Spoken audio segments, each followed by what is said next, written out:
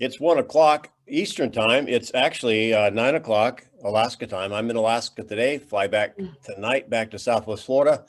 I trust you had an awesome Memorial Day wherever you are. And we had a nice change in some cool weather here and some rain, something we haven't seen in Southwest Florida for a while. So welcome to the Mastery Script class. And as you can see, I'm not in my studio. I'm in our house in Alaska. I'm upstairs. Yes, there's upstairs here in Alaska. And we'll be talking about some things. Now, I want to go start with, basically, we had a request come in last week from somebody in the Alaska office. And I think you had a question, didn't you, Kaylee? We'll start with your question. If you'd be kind enough to share the question before I go into the thought of the day. Thanks, Denny. Yeah, my question was for a script for people leaning towards for sale by owner with the purpose of selling to family or friend. Okay, so let's then, and we can, I got some really good scripters on here, Mark and some others, and we can handle this a couple of different ways. So if you will be that for sale by owner just for a moment, and for the benefit that aren't on here all the time, if you're taking notes, here's the thing I want you to remember, just kind of relax. As long as you follow the formula, you will eventually find the right kind of lever to pull. And the formula is you acknowledge, you isolate. That's where people generally mess up. You make sure you get to the center of the Tootsie Roll Pop, then you answer, and then you close. So, and make sure you really understand. And I would encourage you, when you're on the phone chatting with people, when they're across from you at the kitchen table, take notes. It slows the process down a little bit, and there's probably no greater compliment you could give them to take notes. So, Kaylee, I'm going to go to you. Okay, so we're sitting at the kitchen table, I'm assuming, right? Or is this on the phone? We're sitting at the table, Denny. Okay, and so now you've invited me over here to meet with you, right, about selling your house? Yes. And then you come up with, and I said, okay, Kaylee, y'all ready to go? Get this thing started? Well, Denny, I was thinking about putting it on myself because I want to sell it to my brother. So I was thinking about just doing the paperwork myself and having my brother buy it. Oh, okay. So now I understand. Now there's the acknowledgement. This is where you want to start getting into the isolation, get into the habit, practice this, you guys. So other than selling it to your brother, is there any other reason why you wouldn't be hiring me to expose your home to the market in general? Well, my brother's lived in the house for the last year and a half, so there's some damage, and I just don't want to have to do the repairs before putting it on the market. He wants to buy it, so I think I would just do it myself and sell it right to him. Okay. So I'm a little bit curious. Now, I think you would be curious. Just go with your natural gut. What's going on in your brain? I mean, so Kaylee, you invited me over here to have this meeting with you, and you know that I was, maybe going to be talking to you about exposing your home to the market, and all along you just want to sell it to your brother? Yeah, I would feel bad to take the opportunity away from him when he really wants to buy it. What do you think I should do, Denny? Well, I'm just a little bit curious if that's the direction you want to go. I'm just kind of like curious why you had me come over. Well, Denny, I don't want to get the transaction, confusing between family. So we want to have a third party person involved. And how would you like me to be involved? Well, can you handle the paperwork side of it, Denny? How do I make this so that my brother can still afford the transaction and get the home? Okay, so would you like me to give you the service of a listing agent, the paperwork, make sure you all are compliant, and handle all the different interactions between the time you agree with your brother and all the way through closing? You want me to handle all that for you guys? Yeah. How much do you think that would cost versus me doing it myself? It's all about the cost for me. Okay. Well, all right. So, let me just stay and roll. That I'm going to ask you guys a question. So, all right. So, do you know what the fee is? Do you know what a real estate fee is? Can you remind me, Denny? Well, and again, depends on where you are. Our fee is 6%. So there's 3% that goes to the buyer's agent. for the work they do and 3% to the listing agent. So if you were only going to pay 3%, is that, do you think that's something that's fair? Yeah, I think so. As long as, we can still all win, that would be great.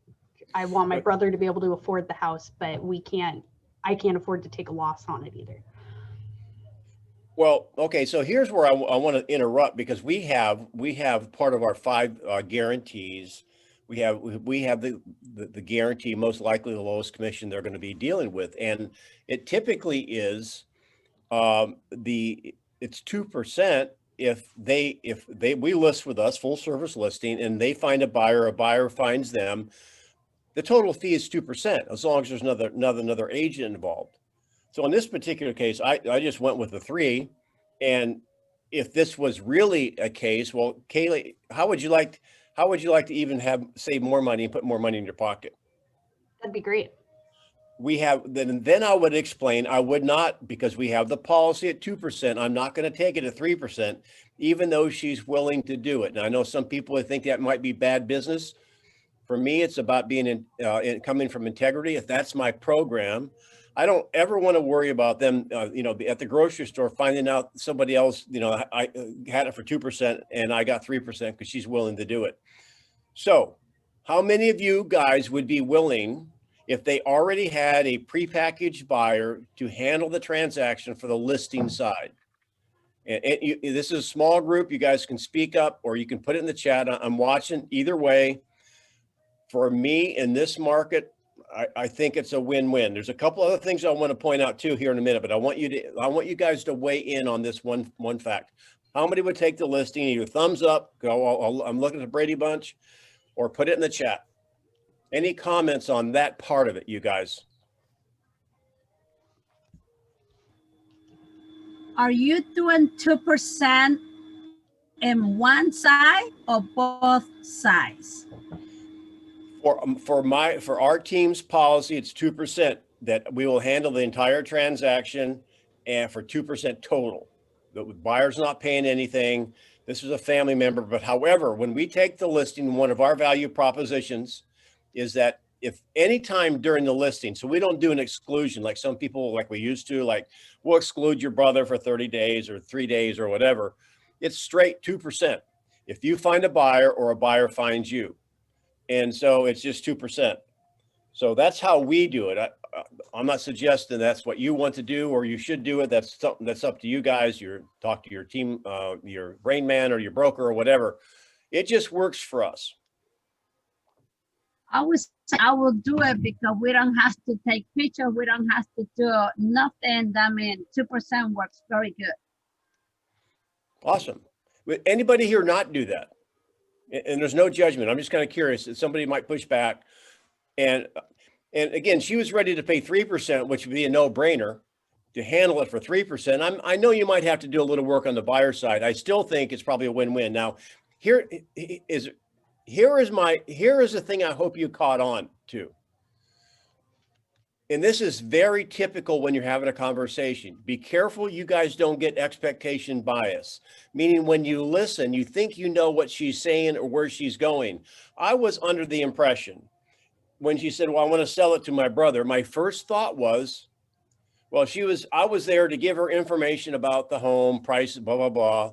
And she's going to then go sell it to her brother and cut me out. Did anybody else have that feeling? That's where we were going. Yes. That wasn't where we were going at all. And then she's, well, I want somebody to handle the paperwork, this, that, and the other. Then you see how I was careful about finding out, okay, what was she willing to pay? Because really, it's almost like in today's market, if her brother wants to buy it, or if we list it for a 3% fee, and another agent has a buyer in one day, it's kind of what we're doing anyway. So we'd get the full fee. So my aha is this: she did not have any objection to paying the fee.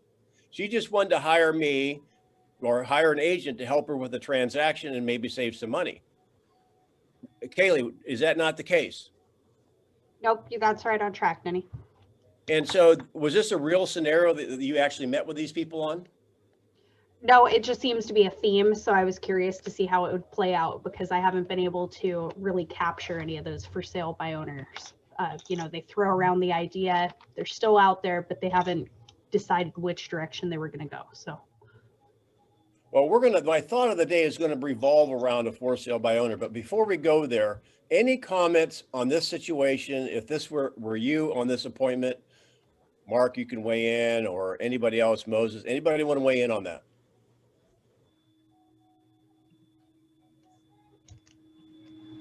And Sonny, I have to. Hey, Denny. Yeah, go ahead. Who? Hang on one second, Mark. Sonny, would you make me host, please? Go ahead, Mark. No, I think you did the right thing and did a good thing. And it's just how do we create a win-win for everybody involved?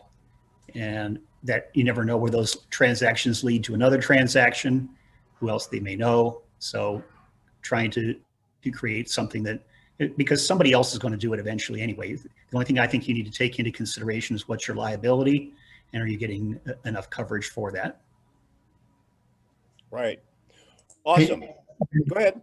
Denny, if this were like a funeral situation, how long would you wait? Due to I've been noticing that mortuaries aren't burying people for about 2 weeks at least. And how long would you wait to market to someone who had just passed away's family? Okay, now this is interesting. So you're meeting with somebody, is it the surviving spouse, or is it the kids of the family, or what is it? No, I'm still sending postcards just due to, we're not allowed to go to people's houses.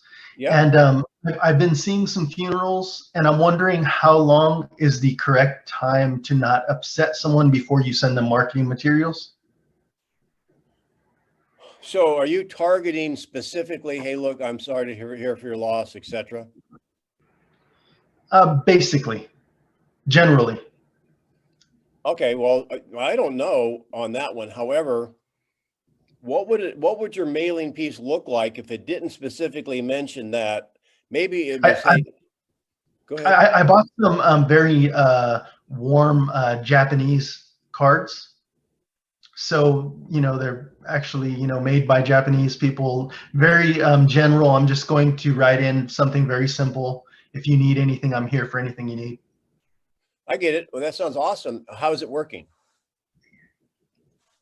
I don't know on this particular one. This is a new thing that I'm just facing now. And so I'm curious on how long to wait. I don't know. I mean, I don't know. People can weigh in on that if you have an opinion. I don't really I'd say know. if they were met, it's one thing. If it's a never met, then I think I'd go along with Denny and say, just keep it sort of generic, as if to imply that it is a farming piece, not necessarily somebody who's being targeted because of a death in their family. Yes, that's where I was going with that. So, I mean, if you just do a general mailing and, they're going through the bereavement and all the things they have to do, and all of a sudden they get this mailing from you that doesn't mention the fact that someone is deceased, and you say, hey, there's 7 reasons why a seller should be on the market now. Would you like to know what they are? That might get the wheels rolling. I don't know. So I don't know. I don't know what the right time would be. Anyone want to weigh in on that? Yeah, I had actually heard to wait a few months. One of the reasons being that the property might have to go through probate. So that's obviously a process and it takes a little bit of time.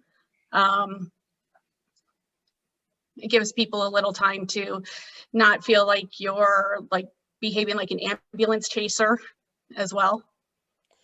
Yeah, I get that. And there'll be people that want to go there. Instead of 3 months, they'll go 2 months, and you might lose out one way or another. So I would, Sure. I guess really it's the message. If you're going to make it a targeted one, I think going back to what you're saying with those really nice Japanese cards or whatever, it's probably the message more so than the timing. So I think you can get away with the being faster if the message is right. So great question. Let me see if I can't share something with you right now. Get rid of that. I want to go right here. Hey, Denny, while you're doing that, I'd like to ask another question on this scenario we just played out. Yeah, Rick. So if you're doing this, doing the paperwork, so to speak, you're not doing anything with the MLS or anything like that, right? I mean, you're just, as someone mentioned, there's no need for photographs or whatever. It's kind of almost like an exclusive thing if they're going to sell it to one party already. Right. So I was just kind of curious as to what that looks. I know Florida may be different than North Carolina. I get that. So when you do the listing agreement, generally, I know in North Carolina there's a blurb in there about marketing date, and so I just was curious as to maybe what you guys do in Florida with this service. Well, again, on my value proposition, Rick, we have that available anytime. I mean, we could be like 3 weeks in or 3 months into the listing. They're out walking their dog and they meet someone that's driving down the road looking for a house, and they actually found the buyer, or the buyer found them. So we could already be into the marketing process. I think, and again, Okay. I have my staff does this. I think there's now a new category in Florida that if you have it and sell it right away and never put it in MLS, I think there's a way to enter that information for, what's it called, Mark? There's a name for it. So we could have it in there as a comparable. Gotcha. So, Okay. all right. Oh, here's my thought of the day. You guys, if new on here, don't forget about my YouTube channel. If you've not subscribed to that yet, please do. Working my way up to like 10,000. I think we're close to 300 now. So everyone counts. Make sure you go to Denny Grimes, The Mastery of Real Estate. And we're back to Tuesdays, and it should be Tuesdays moving forward. So I appreciate you guys having a little flexibility. And again, forget that slide. This is what I want to, the thought of the day right here. Here's my thought of the day. I want to bring this up to you. And this goes back with the topic that we're talking about right now in the for sale by owner. And we role played this, and I had an aha when we role played this morning. It wouldn't be unusual for you to call a for sale by owner, and this is what they've said. Hey, look, we've had, I forget what I wrote here. I can't see it. I think 8 showings in 2 days, and we have more showings scheduled for today. Now, what would be, if we go to the model of acknowledge, then isolate or whatever, how would you acknowledge that? Give me some examples of what you would say. I would say, have you had any offers? Okay, well, that's a question you would ask, yes. However, let's just go back to the first part. How would you acknowledge that? Meaning, congratulations. Right, there you go. Congratulations. Well, that's awesome. And then you can go into, have you had any offers? And so let me just give you a different thought pattern on this, because it came to me in role play today. What if you said, oh, wow, really? That's what I was afraid of. Is that an acknowledgement?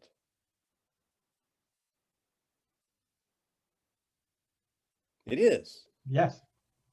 You don't always have to be yippee skippy on the acknowledgement. However, when you say, and it really can come up in this scenario, you say, well, gosh darn, that's what I was afraid of.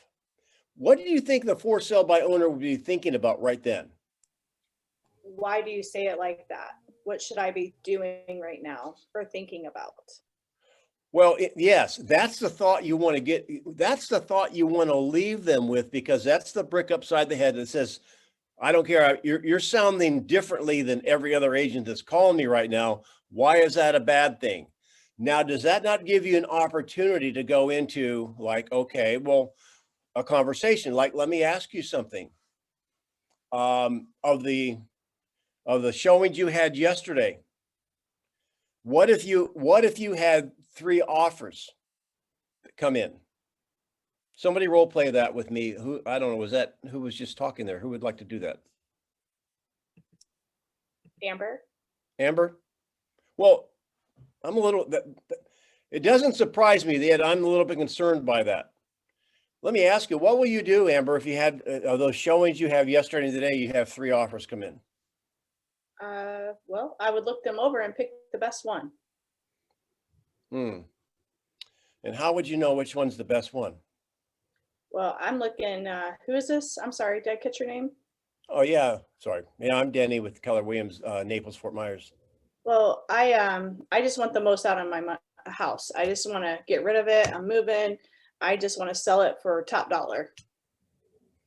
Okay. And so would you be evaluating, do you have a matrix set up that will be able to evaluate one offer over the other? Because there's more to consider than just the price at the top of the offer.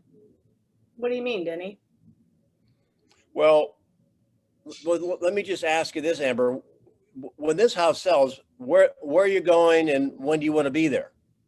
Well, I'm moving, I plan on moving to Florida because I'm retiring. So I'm going to take my money and run. Okay, good. So when ideally would you like to be there? What does it say? June 1st. I want to be there July 4th. Okay. And can you see though that many times, even from a real estate agent perspective, we're in a pretty unusual market where you have a lot of buyers making offers that don't have the ability to close. Were you aware of that? No. And can you see that when the seller goes with seemingly the offer they think is the best, that will net them the most, after 2 or 3 weeks, that buyer backs away for whatever reason, and you have to start over again? Can you see how that can delay and cost sellers money in the long run? Oh, I could see that. Yeah. The other question I have is the offers that came in, I'm just kind of curious, were any of them where the buyer was working with another agent? Out of the 8 showings I had yesterday, well, I only had, 3 offers come in, and of those 3, only 1 had an agent. Okay. And the other 2 aren't. Okay. And would it be worth a 15 or 20-minute conversation for us to have so I could help you determine how to pick the right offer for you? And how would you do that? I mean, at 15, 20 minutes, what can you tell me that I don't already know? Okay. Well, do you know the 7 points of every offer you should evaluate before you accept them? No. And what is your counter strategy when you're working with three different offers? What's your counter offer strategy? My counter offer strategy, I don't have a counter offer strategy. I'm just still looking at the 3 offers I have on the table. Oh, okay. So you realize, for example, we were just meeting with a for sale by owner last week, and they were ready to sign a contract for $222,000. And after the 15-minute conversation, we showed them what the market was doing, and we just sold their home for $265,000. Oh wow, that's about 40,000 over. Yeah. So would you like to go to Florida with a few extra dollars in your pocket? Heck yeah, Denny, let's go. My question is, would it be worth a 15-minute conversation on how basically you could have a professional represent you? Yeah, And I you would can like to. away. Anyway, I would like to hear what you have to say for 15. I've got 15, 20 minutes. now let's go back to, I'm going to go stop the screen share here just a little bit. And I think there's one more slide I want to show you. You've got to actually give them some pain because they think they're doing good by all this activity. So the issue would be if they have all this activity and no offers. Oh, let's say they had those showings and they said, well, we don't have an offer yet. Oh, that's a little concerning. You can see how you're going to actually create a little bit of pain rather than say, congratulations. They think they're doing good. Or on the other side, they have all these potential offers coming in. And I'm concerned about that. Don't we have our hands full and we do this for a living, you guys? You think they can do it? And I just rattled off, I made it up in my head. However, it sounds good. Do you know the 7 points you should look at? And you can figure out what they are. Maybe there's 5, maybe there's 6, maybe there's 7. 7 points you should look at in every offer before you accept them. They're not going to have that. But she said, I already know. What else do I need to know? I just proved she doesn't know anything. Well, what's your counter strategy? And then do you have a third-party testimonial which we had today that all of our team can use. Now you can use it. It happens all the time. I gave you real numbers, guys. We put $40,000 extra into a seller's pocket, a for sale by owner, because they weren't schooled on the market. So let me get off this here just a second, and let's just chat that a little bit. So let's go into that. Kaylee, now when you're talking about your for sale by owners, does that make sense? Yes, Denny. But anybody want to role play that in a little bit more depth as far as a for sale by owner?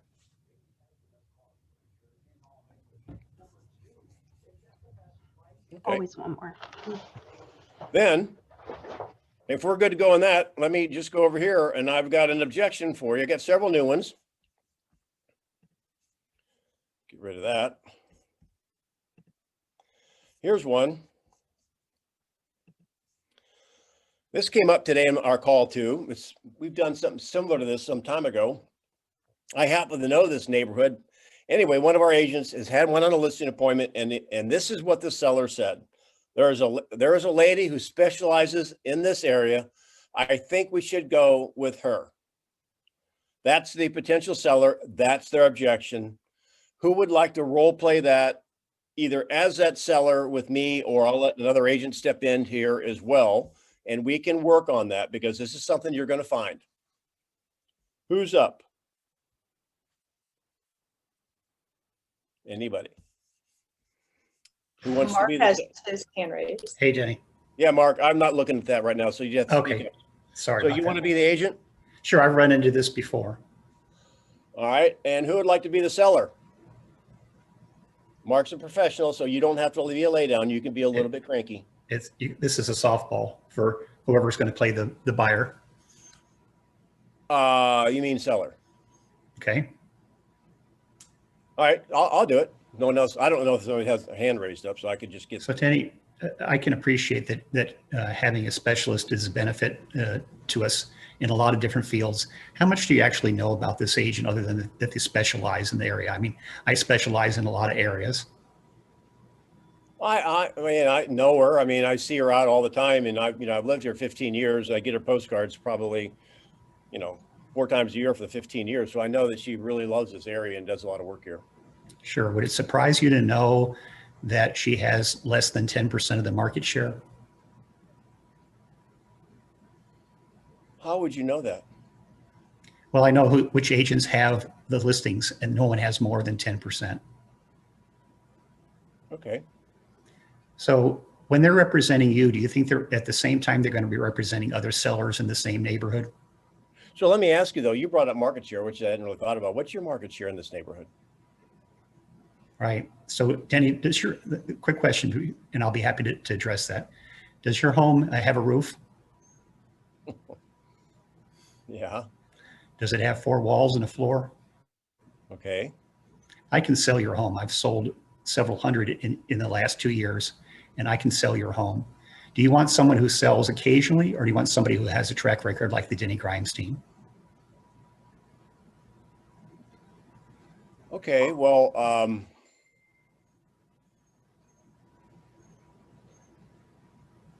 all right. So I'm really attempting to be like, okay, so, well, I guess you'd want to work with somebody who does a lot of work, a lot of business. However, I mean, do you understand the social network we have in our community center here in this building, and the Tuesday potlucks and all the different things, and how the maintenance fees work? Do you understand that intimately, Mark?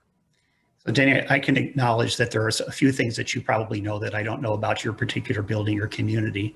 However, what I do know is that about 90% of buyers are coming through other agents. And if you're going to be limiting your exposure through just the people that live in your building, how is that going to bring you the most number of offers? Okay, so now he's going, and this is a great strategy, you guys. When you run into that neighborhood expert, that they're generally pretty provocative, meaning that's what they do. And now Mark is stepping on the path that I would go down is fine. Okay, so let me ask you, would it surprise you that a lot of the buyers that move into this neighborhood, move into this condo building, are coming from outside the building, outside the neighborhood? So now you're laying the groundwork like, oh yeah, she specializes in that. Yet, do you want somebody who specializes in buyers for your community as a seller, or specializes in the sellers themselves? Because now you then draw the parallel between, listen, what the buyers are coming from the outside the area, even outside the state. Would you want an agent that has more reach for these buyers? So I think that's where you're going now, right? Right, Mark? Sure. And so what we're going to focus on is making sure that the agents who have buyers come to see either at the open house or schedule a showing and get the maximum exposure for you to get the top dollar. That is what you want, isn't it, Denny? Right. Okay. Perfect.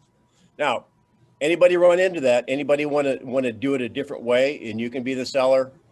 You can be, maybe it's something you've already heard. This is how you would get better, guys. That is just one way to do it.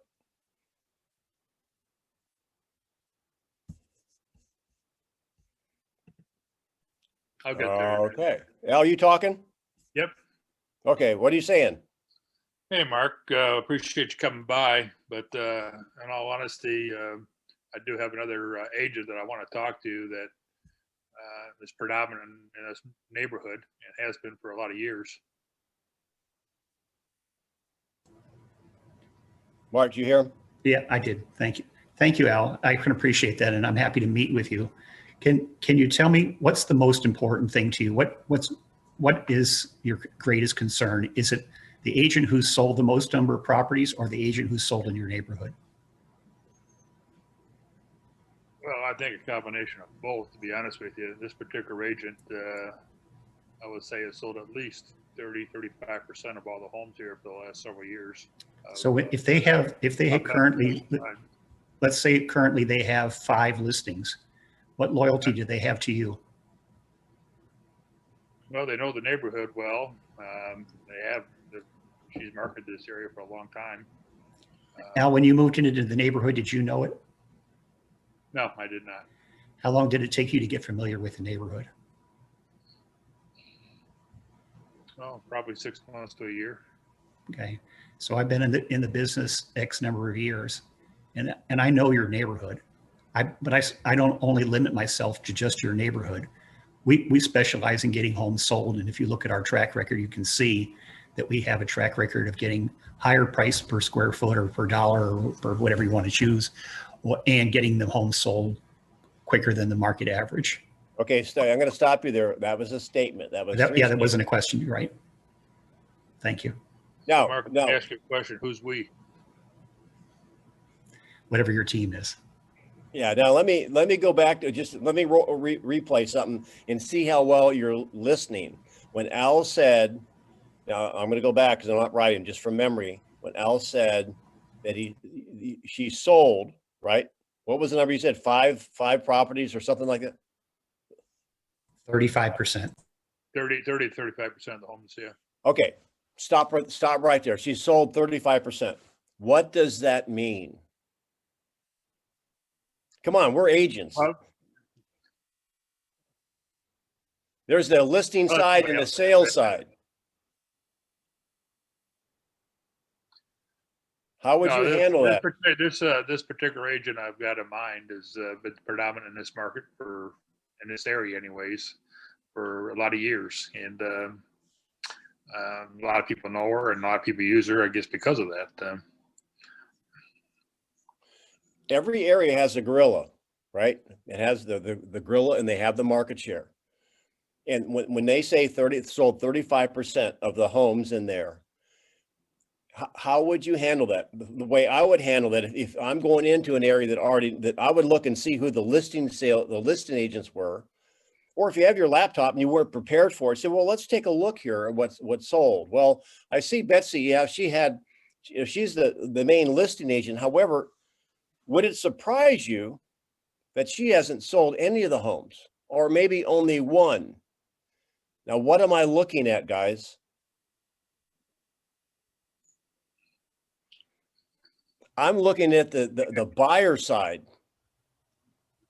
So now, technically speaking, from the code of ethics standpoint, we can say we sold it, and the buyers can say they sold it from the listing side. However, do you think that is a good attack angle for someone to say, well, she's a listing agent, she's not a sales agent? Do you want somebody who's the sales agent that goes after the buyers, or just somebody to list your home, Al? I just want to get the most for my money or out of the house and turn it around as quickly as possible.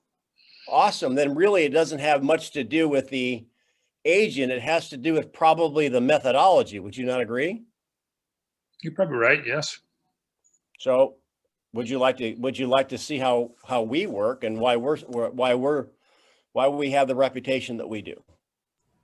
No, I invite you over here to listen, and but I also want to make you aware I'm still going to talk to this other agent. Okay, that's fine. I'm not going to have the conversation anymore on the phone. I'm just going to get the appointment, which is what we want to do. One thing I'll share with you, that probably any area out there that you look at that you want to have a geographic farm in, whether it be a neighborhood or a condo building, waterfront property or golf course properties, there's going to be an agent that is already entrenched in that. I'm going to call that agent A. And then there's probably going to be a B, and then maybe C and D and E all together. I can tell you this from experience, many times that the people in that specific segment of the market are looking for an alternative other than the gorilla. And what's interesting is, and I have my area in town where my office is, I've been there selling homes there for 30 plus years, right?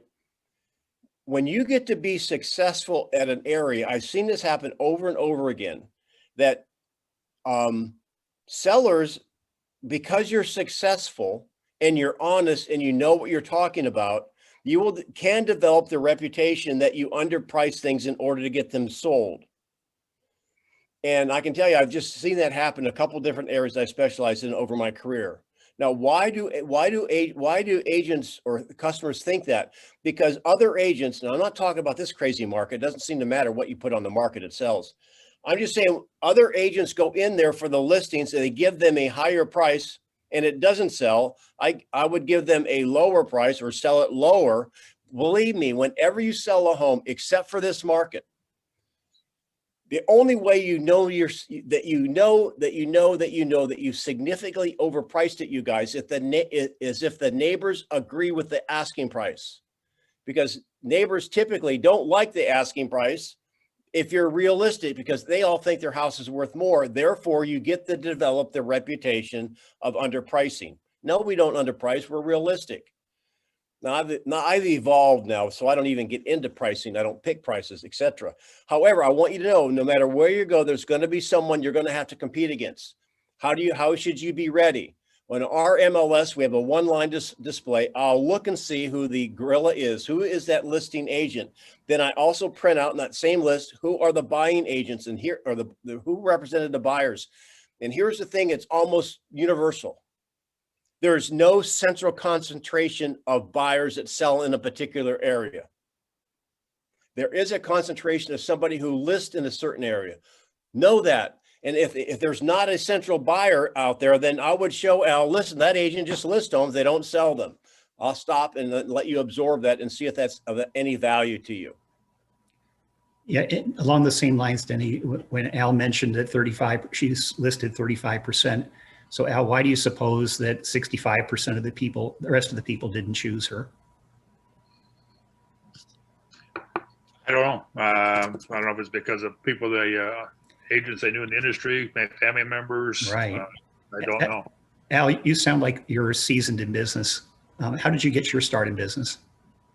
Did somebody just hand it to you on a silver platter, or did you earn it? No. Yeah, I had to earn it. And I'm sure she had to earn her experience. And just the same thing, we've earned our experience in the local market. It may not be in your neighborhood, but we know how to sell homes. So when can we get together? There you go. Nice job. All right, let's go to another one here. I've got a couple more I want you to have a share, have a crack at. Okay, that's one. Here's the next one. I just picked these up for the internet today, guys. List of top 20 objections, right? We aren't in any rush. If it sells, it sells. If not, we'll just take it off. the market. So who would like to role play this? You can be the seller. You can be the buyer. You can be the agent. You can be the listing agent. And here's the thing. It's almost universal. There's no central concentration of buyers that sell in a particular area. There is a concentration of somebody who lists in a certain area. And I'll role play this with you. We'll do a 4-minute role play or so, and all question based. Who would like to take this? Come on, be the seller. That's simple.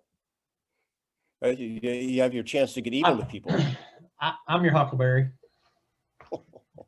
Who was that, Rick? Yeah. You're my Huckleberry. All right, so awesome. So you just basically said, well, you know, you're not in any hurry. So if it doesn't sell, you just take it off the market, right? Is that? Yeah. I get that. Yeah.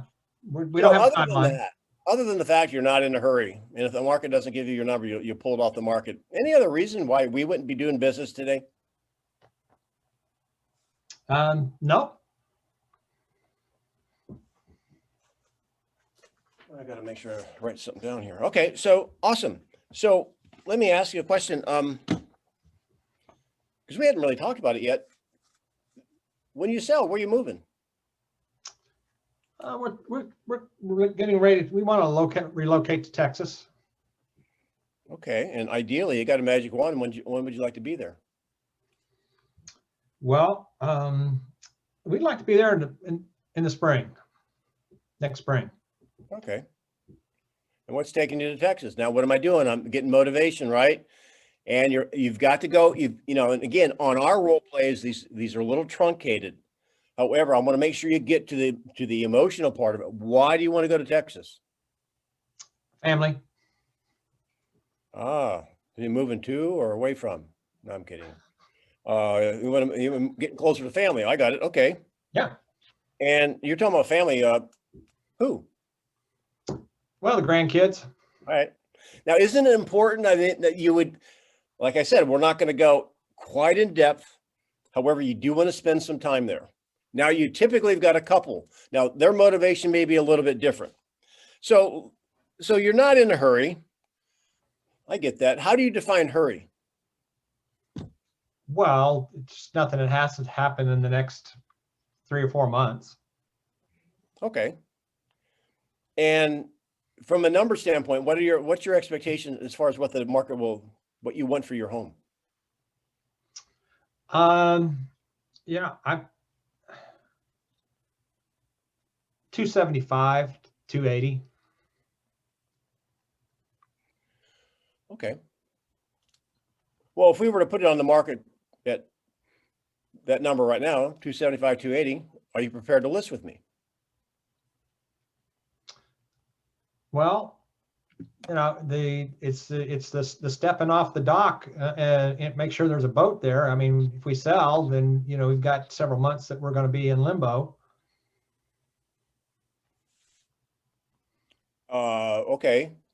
So when you say that, are you saying that when you say in limbo that you're not going to know where you're going in Texas? Well, it's like I said, so if we're not going until next spring, then, you know, we haven't even, you know, we've not even begun to look at houses in Texas. And so there's going to be a lag time before we get there. So, you know, if we put it on the market now, I mean, and, you know, if it's sold quickly, you know, we have to make other arrangements, living arrangements, until we can make that transition to Texas. Well, let me ask you this. I mean, have you been watching the market? I mean, there's no wrong answer. Do you think the market's working in your favor right now as a seller? Oh, I think as a seller, it's working in my favor.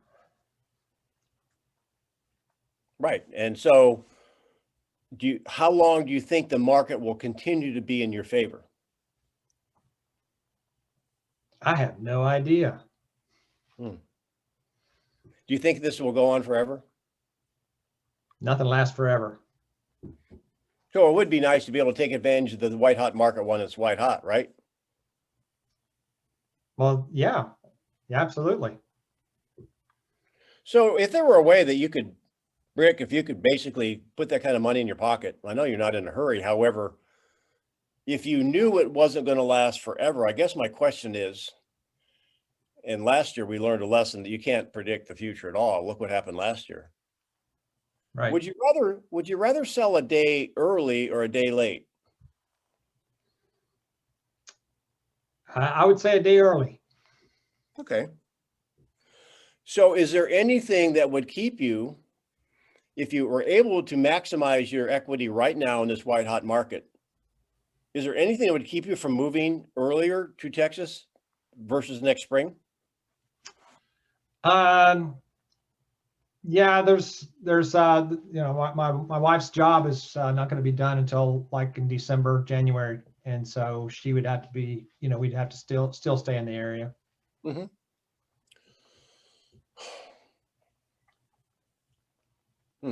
Well, I'm just kind of wondering. Now, you guys, I'm not wondering. I'm in roll. You can't have answers come too quickly, then you'll look like you're slick. So, if there were a way to take advantage of the market now, and then you could still move into spring, would it be worth the conversation? Yeah, I believe it would. Yeah. So where am I going, guys? So what if lease back? Get the appointment. The appointment.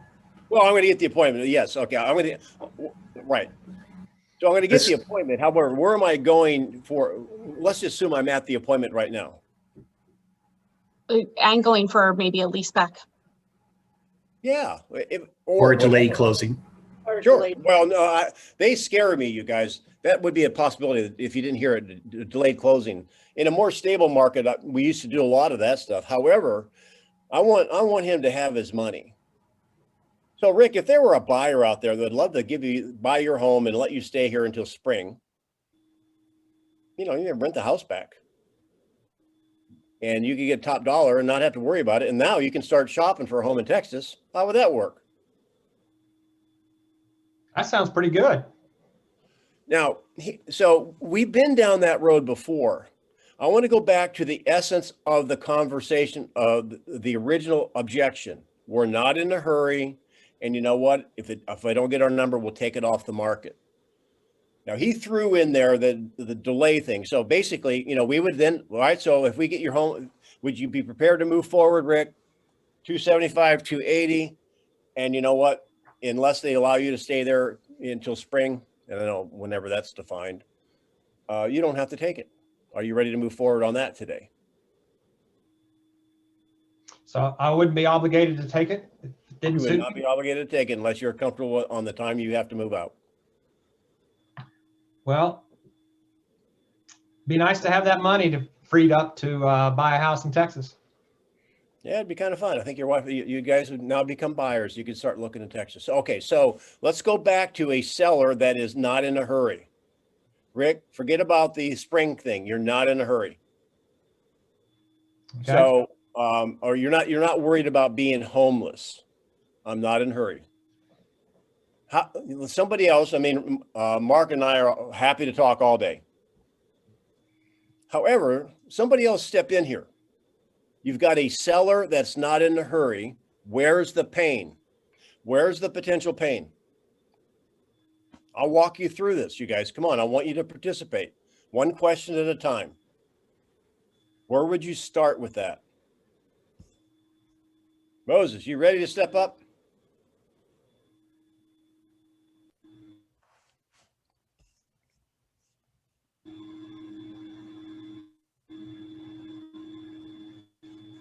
Well, one of the pain points would be missing the opportunity to take advantage of the market.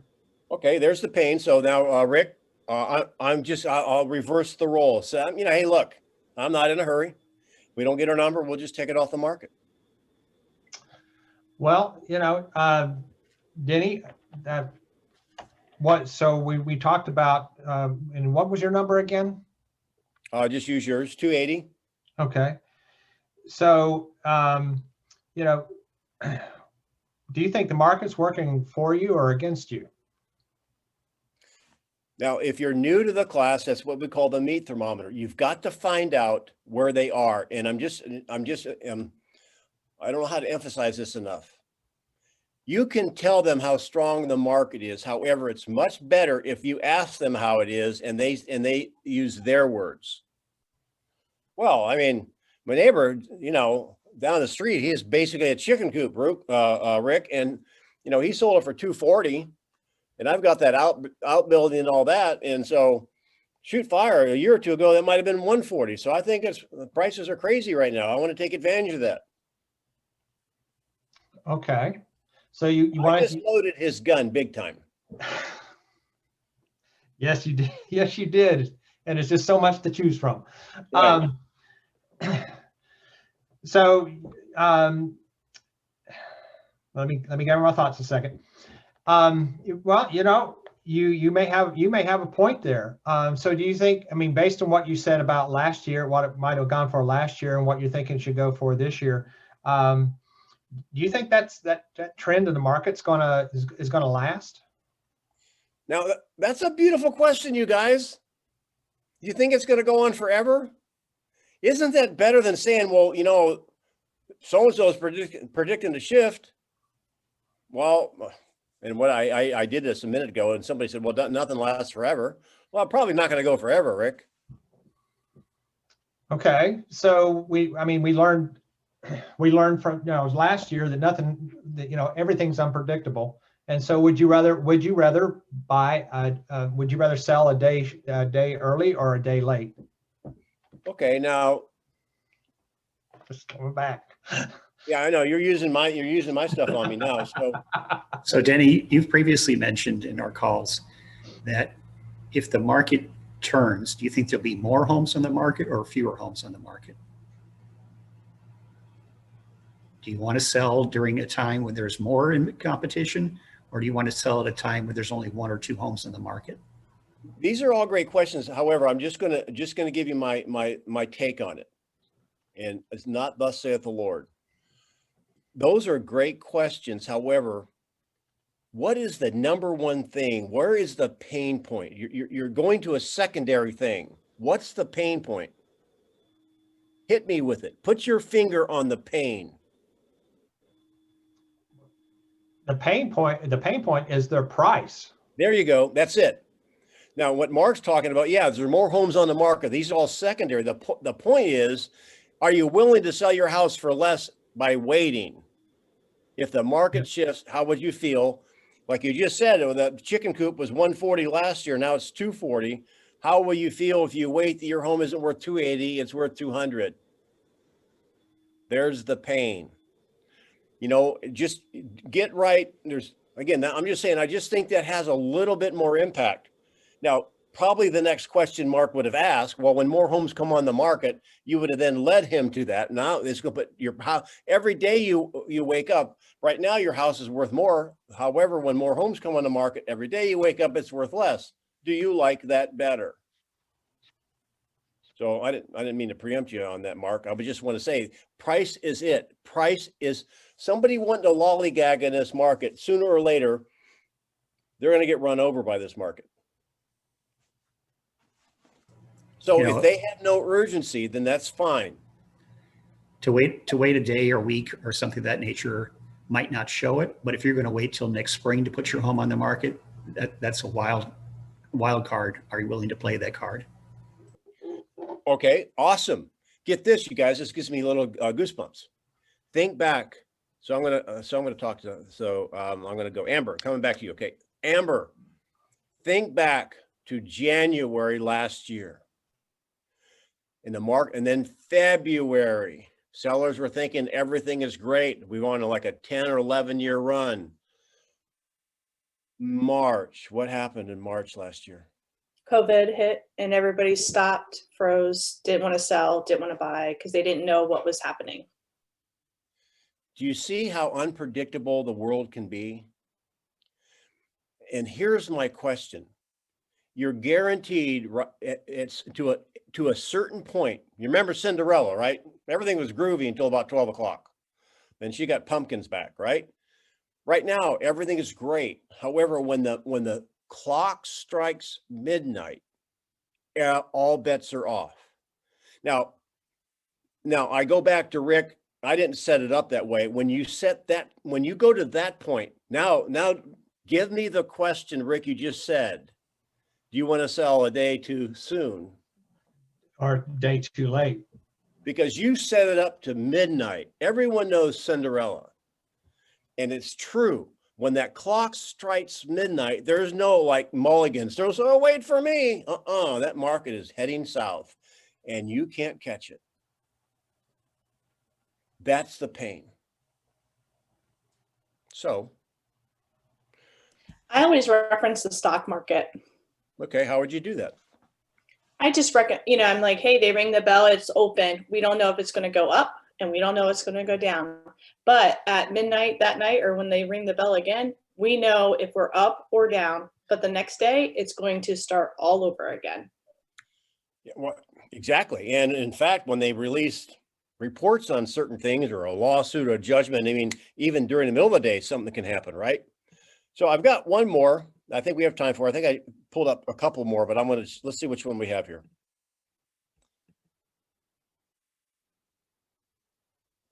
Okay, let's do this one.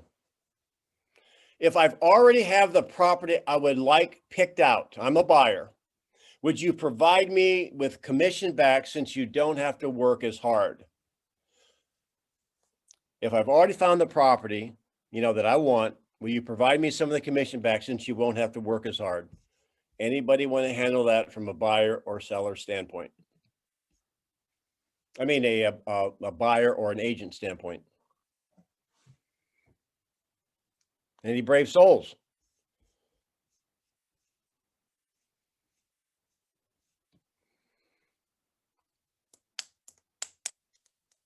So, Mark, let me handle it. You be the, it seems like we're kind of like, I may have to pay you soon.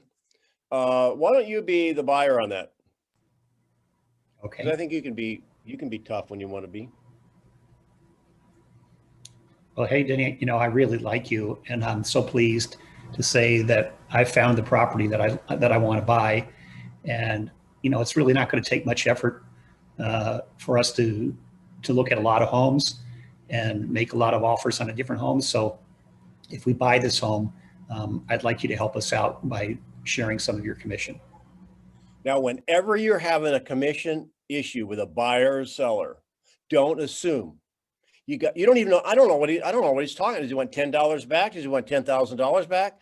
Find out. So, all right. So we're looking at, you're looking at $500,000 home here. When you say you want some help with the commission, what are you referring to, Mark? Well, I don't know how much you're being offered, but we're trying to come up with the difference between what the down payment is and what our actual closing costs are. So we'd like to just sort of do it in the, say, 5%, $5,000 range. Okay, so you're asking me if I'll help you out in the terms of $5,000 on the commission. That's right. Is there anything other than that that's keeping us from moving forward? No, we're ready to go ahead. Now, how long have you been in the market, Mark? Oh, about 3 weeks. Okay, so there's no, guess what, you guys? It's the meat thermometer the other way. Based on your understanding of the market, no wrong answer here. Do you think the market's working in your favor or against you as a buyer? Yeah, I think it's probably working not in our favor. And why is that? Well, there's not very much to choose from. So when we found this one home, that's why we really want to move on it. Okay. And have you lost out on any other homes yet since you've been in the market? No, we haven't really seen much that we liked. Okay, so you like this home, right? Right. Would it surprise you to know that many homes get multiple offers? No, I haven't heard that. Okay, so I just want to make sure we're straight. You found the home. You've shared the address with me. It's just come on the market, right? Mark, you still there, or did I lose you? Sorry, I'm having problems with my audio. Try again. You said you spotted a new listing you're interested in, right? You found the home. Right. Absolutely. Right. And so now when you look at the transaction, and you said you wanted to buy a home. What's the easiest part? Finding the home that's for sale or charting through the maze of different challenges in order to get you to ownership? Where is the skill?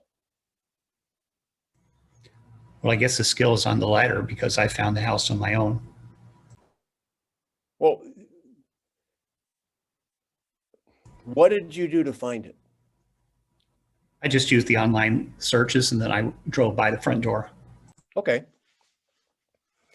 You know, an Uber driver can find a house for you. However, it's going to take someone skilled in which to get you to own it. So my question is, do you think just because you identified the house for sale, which I would have basically been able to see it myself anyway, is the skill, or getting you to ownership is the skillful portion of it? Yeah, definitely getting it to the thing. You know, I was just thinking that because I'm only asking you to show me one house, that there really wasn't a lot of time involved on your part. I'll show you the house for free, Mark. I'm just curious, do you want to own it?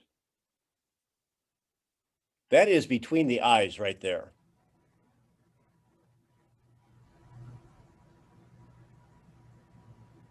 By the way, the agent you hire, do you think you would want them to be able to put you in the best light, maybe to be what we maybe think would be a strong negotiator, had great negotiating skills? Would you want them in your court? Absolutely. And if there's 3 or 4 more offers, how you can, there's a 6 or 7 points that we can make your offer stronger, may even save you some money. Would that be the type of agent you would want in your court? Sure. And if you're having a doctor perform heart surgery on you, are you going to, before they go into surgery, say, look, I drove myself to the hospital here. I've done the hard part. Now discount your service to me when you do the surgery. Does that make sense? Sure. So you really think that you can get us the best price on this? Well, my question is, in a market where buyers are willing to pay their agents more money to get them into ownership, I'm just helping you understand that it's kind of an interesting thing that you're asking me to discount. Any agent that would discount their service to get you into a home, I'm concerned will never get you into a home. Well, So I hadn't thought of it that way. Is the $5,000 worth it if you don't get the home? No, I guess not. You know, we're going to get a 30-year loan, so $5,000 over 30 years is probably something we can afford. It's probably $30 a month. So, you guys, any comments on that? I mean, I actually just pulled a couple of different things and to give you ideas in which to do it. Do you see how silly it sounds? So, Mark, thanks for playing that. Yeah, I just think the same thing we've talked about in the past is how good a negotiator do you think the agent is going to be if they're willing to give away their income so quickly? Right. Well, before you go, again, let's have a couple ahas. Come off microphone, don't chat. Come off microphone. What are your ahas today, you guys? This is what we live for. Some V8 moment you had. That was 100% flawless, Denny. Even better than last week. I did it last week? I believe we were here on Wednesday. Yeah, I know, but I don't think I handled that one. Well, thanks, Moses. Flawless. I'll take flawless. What else? Focus on the pain. Got to get them to pain. All right, you guys. Well, hey, look, if I could be of service to you, it's Denny Delivers Training at gmail.com, or my cell is 239-851-4600. 239-851-4600. Trust you guys will have an awesome week. Thanks, Denny, for all you do. Thanks, Denny. Thanks, Denny. All right, see you. Thanks, Denny.